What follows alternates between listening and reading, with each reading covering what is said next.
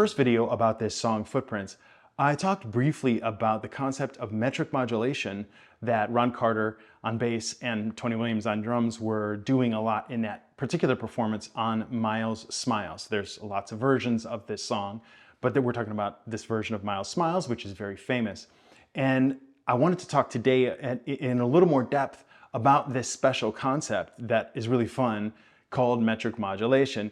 And this idea and the idea of polyrhythms, which we'll talk about, is sort of so meaningful or fun or mind-blowing in a sense that the phenomenal author Ralph Ellison actually uses these musical terms as metaphors for commentary on American life, which is really interesting. I didn't know that until I was sort of looking into this stuff a little more in preparation to talk to you today. So let's take a closer look today in part 2, where we begin to talk about metric modulation.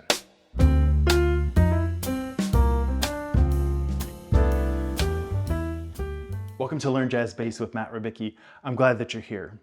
So metric modulation basically is an aural illusion where you take existing beats and you group them in such a way that makes it sound like the beat has shifted, or the rhythm is faster or slower, or there is some kind of strange rhythmic thing happening. And it's important to note, well, it's interesting to note that there's really two kinds. One is implied metric modulation, and one is real metric modulation. And implied metric modulation means that this illusion happens temporarily, and that you return back to the original time or the original feel. But real modulation tends to mean that you are staying in the new time, so to speak.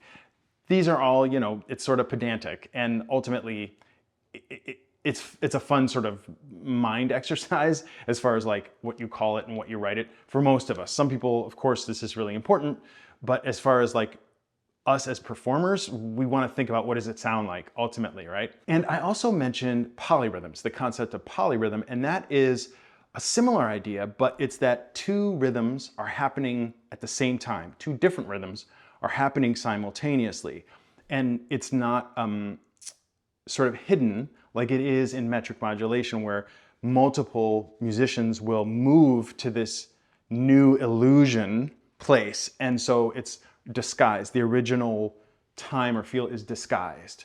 But in polyrhythm, you'll be able to really hear a part of the original time with the opposing beat at the same time. And if you just break them down into basic rhythms, we have the kind of sort of little rhythmic cells that we're very familiar with, like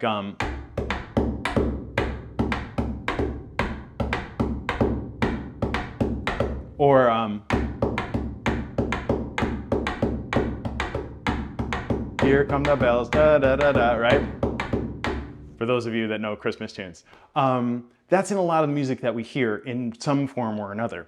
But let's dig in a little bit deeper and apply it to what is happening in Footprints. We'll see some examples of both metric modulations, implied, and in fact, in a sense, real in a way, and also polyrhythms. So we'll see that in what Ron is doing. But before we go to Ron's stuff, let's sort of just dip our toe in, so to speak, talking about some examples of the basic kinds of metric modulation.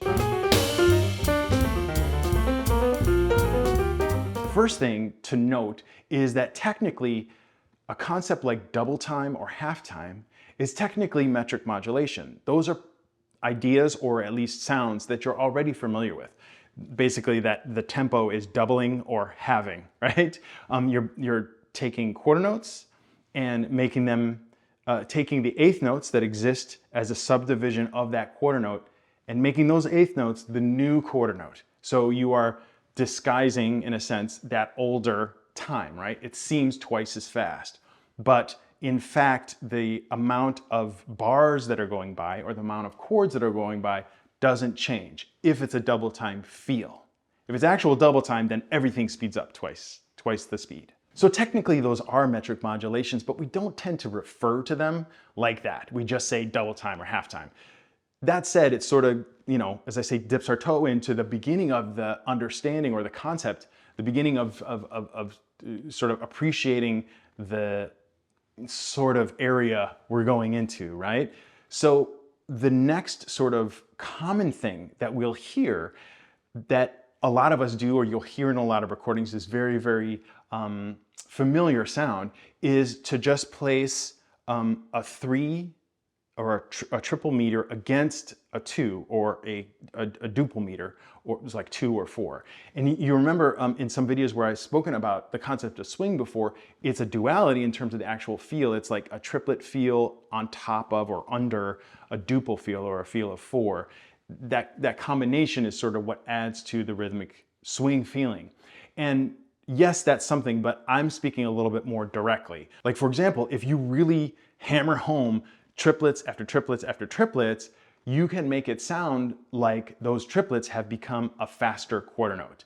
And in fact, let's listen to a small snippet of Charles Mingus doing this, who took it to the extreme. Like, he did everything. He's such an amazing everything. Charles Mingus took everything to the extreme. Here's a quick example I did from a video that was part of a class I taught at the Extension Division at the Juilliard School. So let's take a quick listen to this example.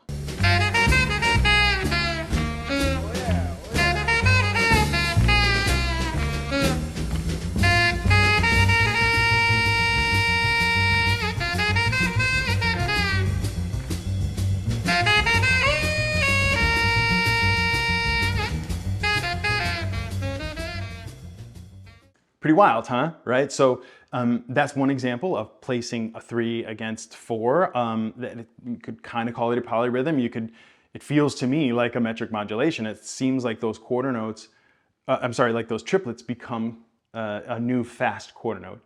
And another common thing that we do, speaking of common things, and we talked about this in my video about playing in 3, is that, and also in the first video about footprints, you can evenly divide a bar that is triple meter, so something in 3, 6, 9, etc. You can evenly divide those eighth notes into dotted quarter notes. So a bar of 6/4, like in footprints, dotted quarter note after dotted quarter note after dotted quarter note after dotted quarter note. It can make it sound like four quarter notes in that bar of 6/4.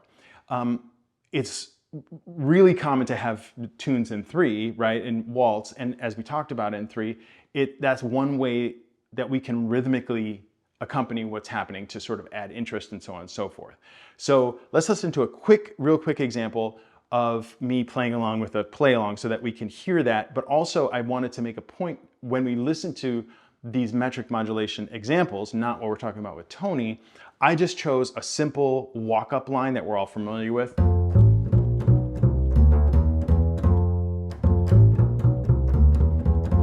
We've heard it a billion times, right? But what I'm doing is using that as a sort of prism to look at different ways to sort of move the beat around and move the time around. So let's listen real quick to those notes, but put in this dotted quarter note thing over 3/4.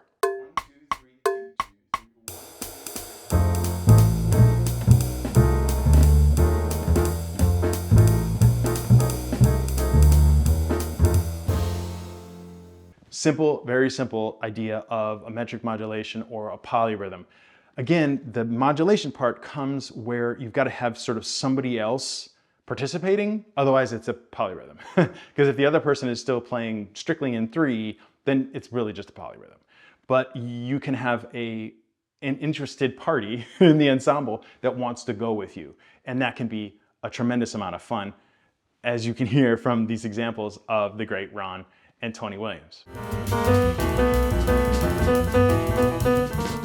So as far as what Ron is actually doing in footprints, we're talking about the turnaround here. And if you remember from the first video, perhaps you're familiar with the term, in a blues, the turnaround would be measures 9 and 10.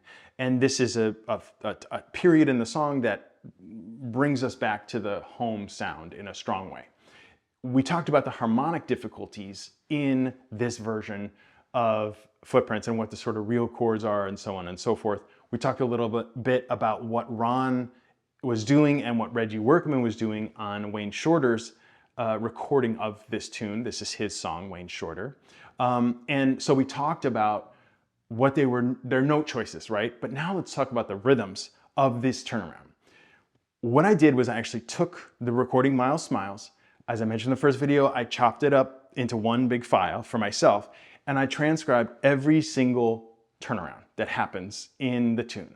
So that is available in the partial PDF that I have for you today, and also in the, it's available in the full PDF. So we talked in the first video as well that in the beginnings of these turnarounds, the first couple repetitions, in fact, the first 3 choruses, Tony and Ron play double time in 6. So they are making the 8th notes that exist in 6/4 into feeling like new fast quarter notes.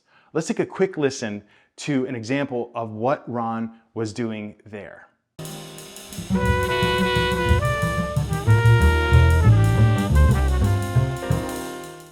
And you'll notice now in example 3, same idea, this is a double time in 6.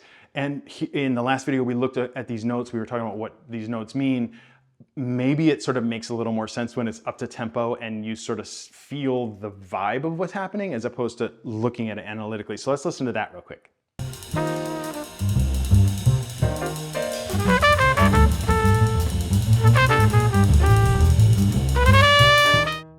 So in all the choruses after the first 3, everything that Ron is doing is essentially based on the idea of this creation of the slow 4 that we talked about in example 4 in the PDF.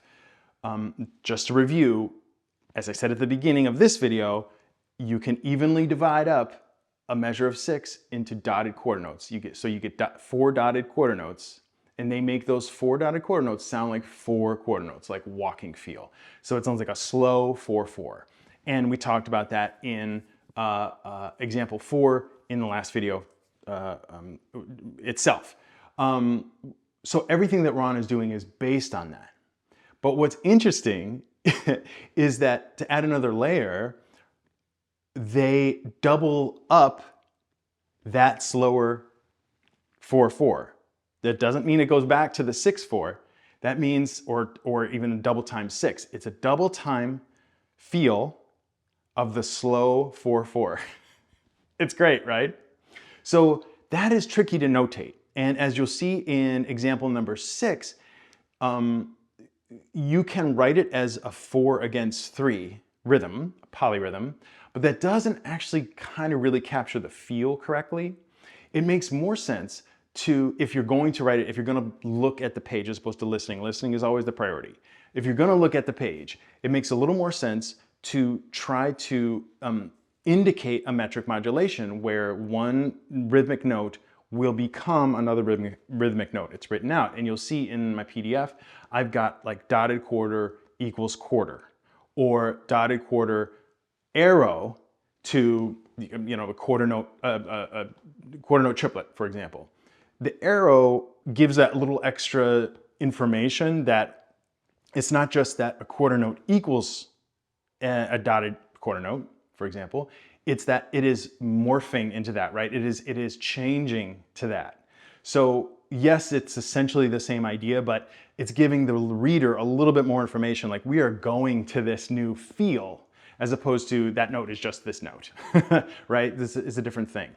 So I've used this arrow sort of notation in all the things. And so every time this occurs, you'll see this dotted quarter note arrow to a quarter note, meaning we are taking the dotted quarter notes from the 6/4, that becomes the new quarter note to the slow 4/4. So let's take a listen to a couple of examples from this transcription of Ron doing this thing where he is doubling up, really it's everybody, but they are doubling up the slower 4/4 that is extracted from the 6/4. Let's take a listen.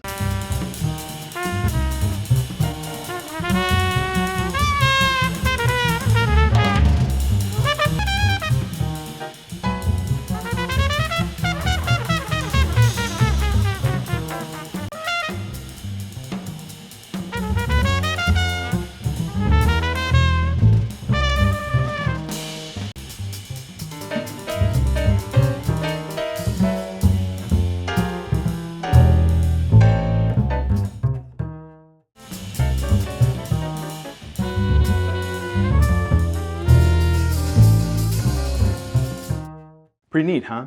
So let me take a quick pause here, a quick side note, and say that below in the description, I'm going to link to a playlist I created of some other performances of other people playing tunes, well, including Miles's group, but where metric modulations happen. So you can have a chance to listen to some other examples of this. I'm also linking you to some videos of some phenomenal friends and drummers who have done videos about this.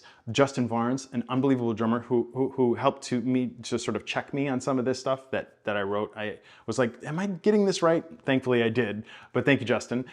Quincy Davis, an unbelievable drummer as well, a dear friend, and really great drum videos on YouTube, and so of course his own website and so on and so forth. So I'll link to them as well so you can check it out.